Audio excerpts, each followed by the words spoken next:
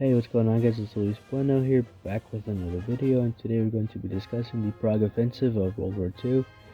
By early May 1945, World War II in Europe was supposed to be over. Berlin had fallen, Adolf Hitler was dead, and the German surrender was already being prepared. But in Czechoslovakia, the war was still very much alive. Nearly 1 million German troops of Army Group Center remained in the field. Commanded by Field Marshal Ferdinand Schorner, unlike other German commanders, Schorner refused to accept defeat.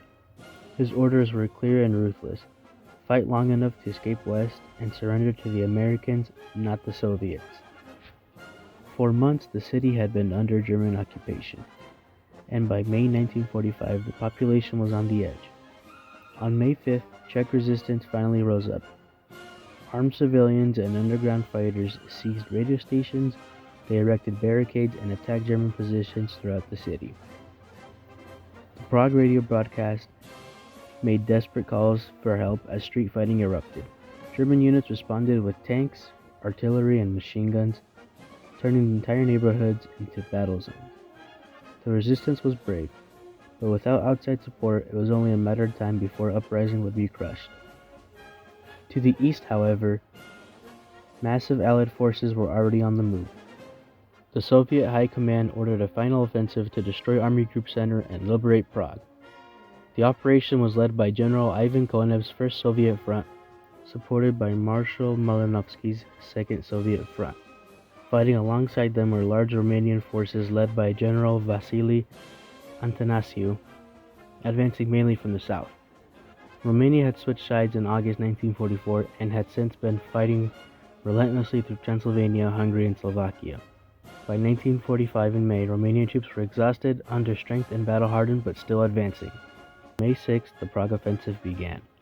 Soviet artillery opened up across a wide front, followed by armored spearheads pushing forward at incredible speed. Tank armies smashed through German defensive lines, overrunning positions before defenders could reorganize. German units, many already low on fuel and ammunition, tried to form rearguard defenses in mountain passes and towns, but the Soviet advance was relentless. Entire formations were cut off and forced to surrender after brief but violent clashes. To the south, Romanian infantry and artillery advanced through Bohemia, engaging German units desperately attempting to escape west. These were not ceremonial battles at the end of a lost war.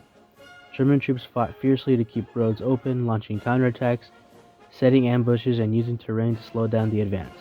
Romanian units had cleared villages one by one, often under artillery fire, with German machine gun nests covering narrow roads and river crossings. Casualties mounted on both sides.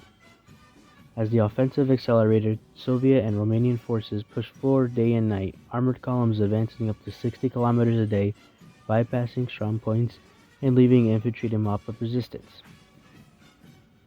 German command and control collapsed. Field Marshal Schorner continued issuing orders to fight even as reality fell apart around him. Communication lines broke down, units became separated, and thousands of soldiers began surrendering without orders.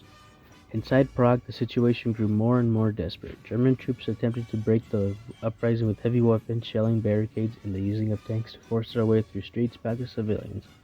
Fire spread throughout the cities as fighting raged block by block. The resistance held on, knowing that Soviet Allied forces were getting closer within every hour. On May 7th, Germany officially signed its surrender, but in Czechoslovakia the fighting did not stop. Many German units either did not receive the orders or they just chose to ignore it, hoping to keep moving west.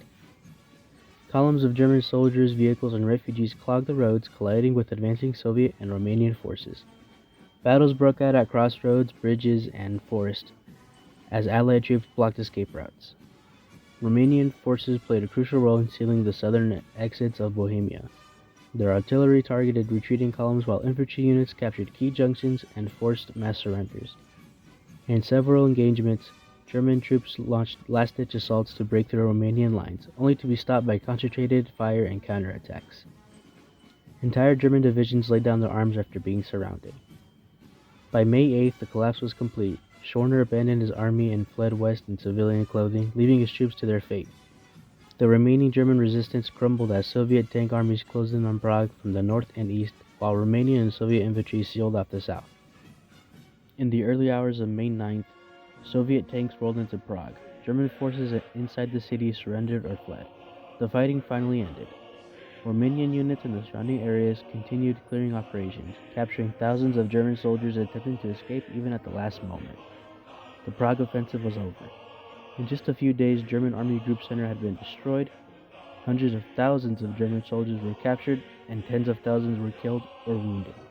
Allied casualties were heavy as well, especially among Soviet and Romanian units that had fought continuously for months without pause.